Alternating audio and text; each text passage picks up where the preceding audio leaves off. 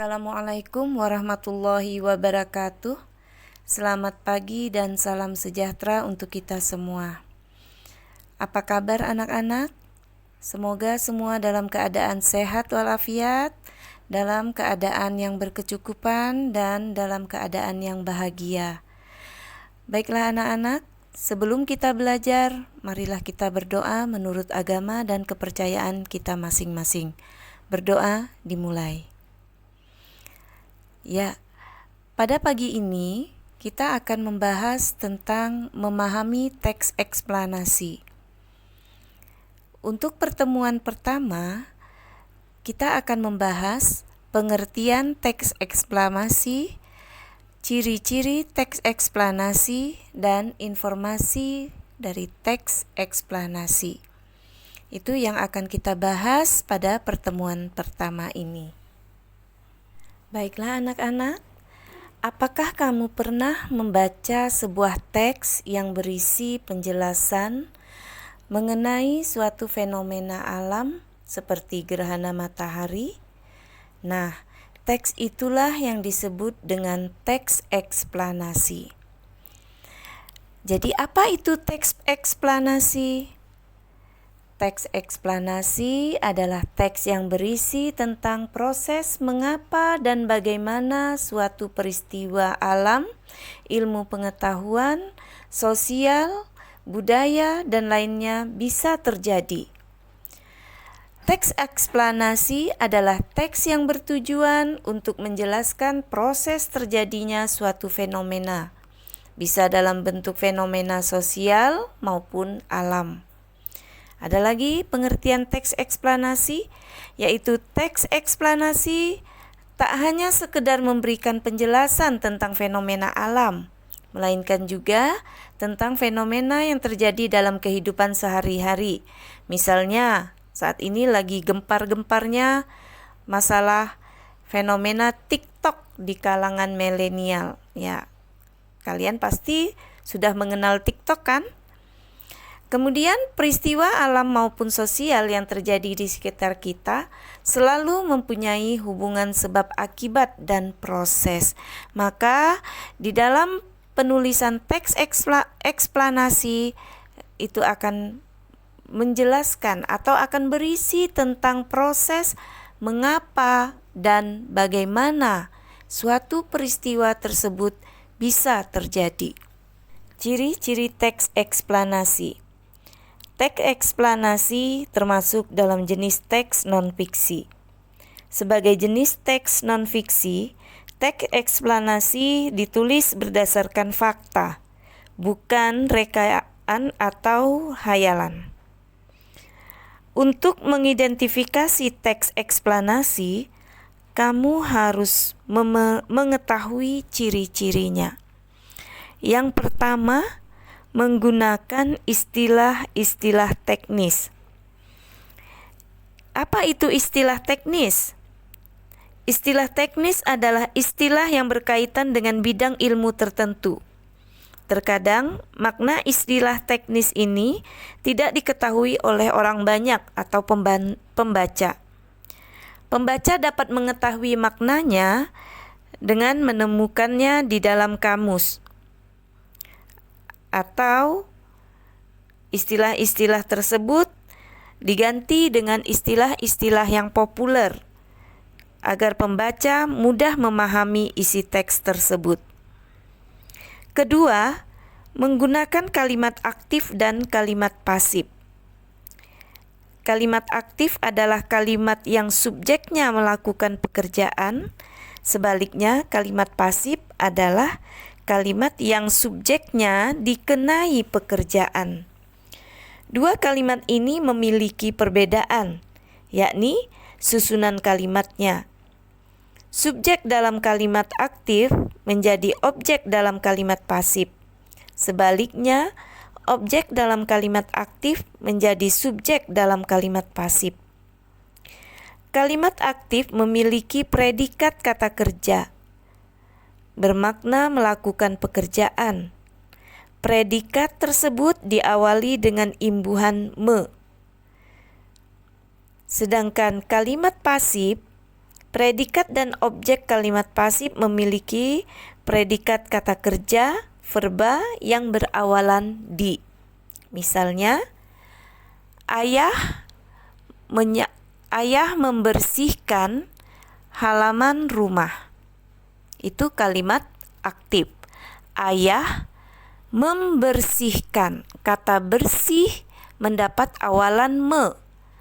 Maka ayah melakukan pekerjaan, yaitu membersihkan rumah. Apabila diganti dengan kalimat pasif, maka akan berubah. Yang tadinya objek halaman rumah akan berpindah ke subjek. Maka halaman rumah dibersihkan oleh ayah. Dibersihkan, bukan lagi membersihkan. Itu adalah perubahan dari kalimat aktif menjadi kalimat pasif. Jadi, kalimat aktif kata kerjanya atau verbanya diawali dengan awalan me, menggunakan awalan me, sedangkan kalimat pasif verbanya atau kata kerjanya menggunakan awalan di. Ciri yang ketiga, menggunakan kalimat tanya atau interrogatif dan kalimat berita atau deklaratif. Kalimat tanya adalah kalimat yang mengandung makna pertanyaan. Kalimat tanya ditandai dengan tanda tanya dan kata tanya. Apakah? Mengapa? Bagaimana? Kemudian kalimat berita adalah kalimat yang mengandung pernyataan tertentu. Penulisan kalimat berita diakhiri dengan tanda titik. Kita lanjut. Ciri yang keempat, mengandung penjelasan kronologis. Apa itu penjelasan kronologis? Teks eksplanasi ditulis untuk menjelaskan suatu fenomena atau peristiwa. Jadi, apabila kita menjelaskan sesuatu, maka kita akan menjelaskan dari awal sampai akhir. Maka itu disebut dengan penjelasan kronologis. Penjelasan yang memadai akan memberikan banyak manfaat terhadap pembaca. Oleh karena itu, penulis teks eksplanasi harus menguasai bidang yang ditulisnya.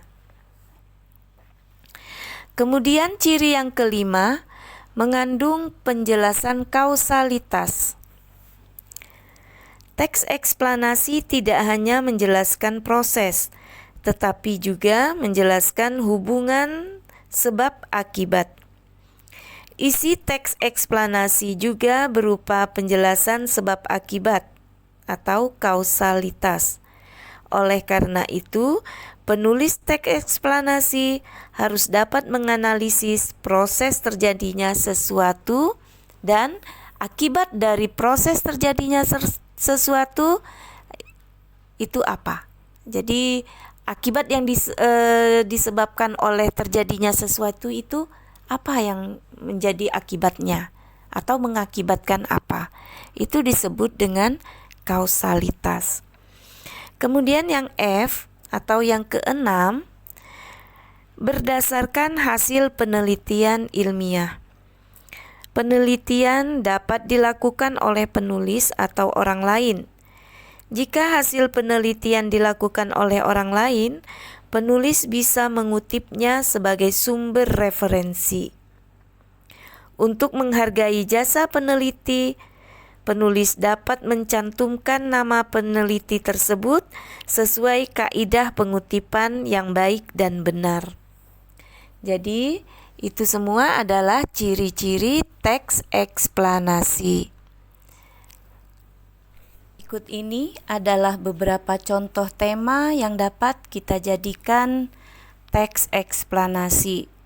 Misalnya, terjadinya gerhana matahari, proses terbentuknya pelangi, sebab akibat penyalahgunaan narkoba, fenomena TikTok di kalangan milenial, dan penggunaan bahasa gaul di kalangan remaja.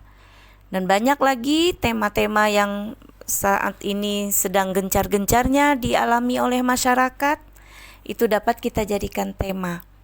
Yang jelas, sesuai dengan definisinya tadi, teks eksplanasi adalah teks yang berisi tentang proses mengapa dan bagaimana suatu peristiwa tersebut bisa terjadi. Informasi teks eksplanasi. Informasi teks eksplanasi adalah hal-hal pokok yang terdapat dalam teks. Jadi, kalau kita ingin mencari informasi dalam teks eksplanasi, cari saja hal-hal yang pokok yang terdapat dalam teks.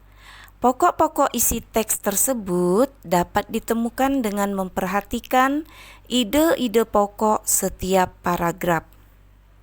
Isi teks eksplanasi. Berdasarkan isinya, teks eksplanasi memaparkan suatu proses atau berupa rangkaian suatu fenomena, peristiwa, ataupun kejadian. Fenomena tersebut biasanya berkaitan baik dengan alam, sosial maupun budaya. Dalam pemaparannya, teks eksplanasi merupakan jawaban dari pertanyaan mengapa atau bagaimana. Teks eksplanasi sebagai jawaban atas pertanyaan mengapa, uraiannya akan bersifat kausalitas. Teks eksplanasi sebagai jawaban atas pertanyaan bagaimana, uraiannya akan bersifat kronologis. Ikut contoh teks eksplanasi. Untuk kutipan pertama ini merupakan contoh teks eksplanasi bersifat kausalitas, yaitu menjawab pertanyaan mengapa.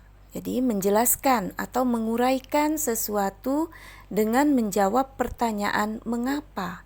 Berarti memuat alasan-alasan. Selanjutnya, teks eksplanasi yang bersifat kronologis. Di sini ada contoh teks eksplanasi bersifat kronologis, di mana teks eksplanasi bersifat kronologis adalah sebagai jawaban bagaimana atau menguraikan dari pertanyaan bagaimana. Demikianlah anak-anak pembelajaran kita hari ini. Ibu akhiri, wabillahi taufik wal hidayah. Assalamualaikum warahmatullahi wabarakatuh. Selamat pagi dan semoga kita semua selalu mendapat lindungan dari Allah Subhanahu wa taala, Tuhan semesta alam, dan selalu diberkahi setiap langkah dan perbuatan kita, dan yang paling utama kita diberikan kesehatan. Bertemu kembali di pembelajaran minggu depan.